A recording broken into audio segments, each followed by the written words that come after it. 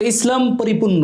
এখানে যেভাবে আকীদা বিশ্বাসের বিধিবিধান রয়েছে, ইবাদত উপাসনার বিধিবিধান রয়েছে, লেনদেন কায়কারবারের বিধিবিধান রয়েছে, সমাজ জীবন, ব্যক্তি জীবন, পারিবারিক জীবন, রাষ্ট্রীয় জীবনের বিধিবিধান রয়েছে, এমনইভাবে একজন মানুষ আদর্শবান হওয়ার জন্য যে সমস্ত গুণাবলী থাকা দরকার, যে সমস্ত বিষয় থাকলে নৈতিকতা প্রকাশ পাবে, এই সমস্ত বিষয়েরও পরিপূর্ণ বিধিবিধান রয়েছে। তো ইসলাম পরিপূর্ণ দিন, আর ইমানের দাবি হলো পরিপূর্ণ দিন পালন করা।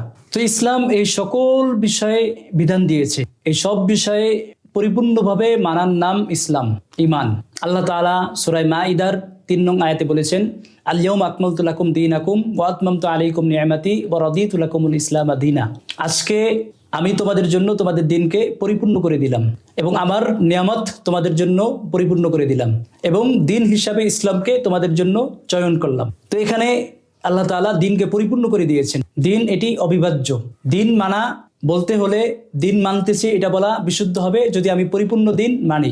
আল্লাহ তাআলা সূরা বাকারার 208 নং আয়াতে বলেছেন, ইয়া আইয়ুহাল্লাযীনা আমানু দুখুলু ফিস-সিলমি কাফা ওয়া লা তাত্তাবিউ খুতুওয়াতিশ শাইতান ইন্নাহু লাকুম আদুউম মুবিন। হে ঈমানদারগণ, তোমরা পরিপূর্ণভাবে ইসলামে প্রবেশ করো, শয়তানের পদাঙ্ক অনুসরণ করো না, নিশ্চয়ই সে তোমাদের প্রকাশ্য শত্রু। দিনের আংশিক না মানা শয়তানের পদাঙ্ক অনুসরণ। আল্লাহ তাআলা এখানে শয়তানের পদাঙ্ক অনুসরণ করা থেকে মুমিনদেরকে নিষেধ করেছেন। তো পরিপূর্ণ দিন মানতে হবে, আংশিক মেনে আংশিক ছেড়ে দেওয়া যাবে না। আল্লাহ তাআলা এই বিষয়ে বিভিন্ন আয়াতে সতর্ক করেছেন। সূরা বাকারার 85 নং আয়াতে বলেছেন, আফাতুমিনুনা বিবাদিল কিতাবি ওয়া তাকফুরুনা বিবাদ। তোমরা কি কিতাবের কিছু অংশ মানবে, কিছু অংশ অস্বীকার করবে?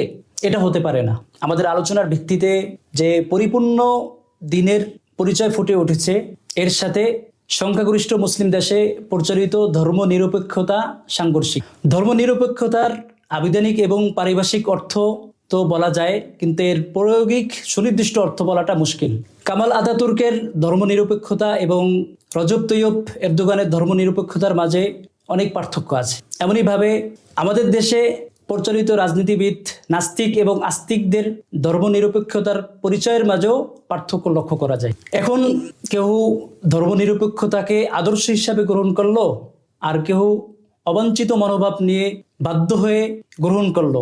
দুইটার মাঝেও পার্থক্য আছে। মোট কথা, ধর্মনিরপেক্ষতা পরিপূর্ণ দিন এর যেই ব্যাখ্যা দেওয়া হয়েছে এর সাথে সাংঘর্ষিক। কারণ ধর্মনিরপেক্ষতা আমাদের দেশীয় যারা আস্তিক আছে তাদের কাছে এটার প্রায়োগিক অর্থ হলো ফসলুদ্দিন আনিস সিয়াসা, অর্থাৎ ধর্ম ব্যক্তিগত জীবনে পালনীয় বিষয়, ঘরে পালনীয় বিষয়, মসজিদে গির্জায় পালনীয় বিষয় এবং ঘরোয়া পরিবেশে বাধ্যবাধকতা ছাড়া পালনীয় বিষয়। এর বাইরে সমাজে, রাষ্ট্রে, আইন আদালতে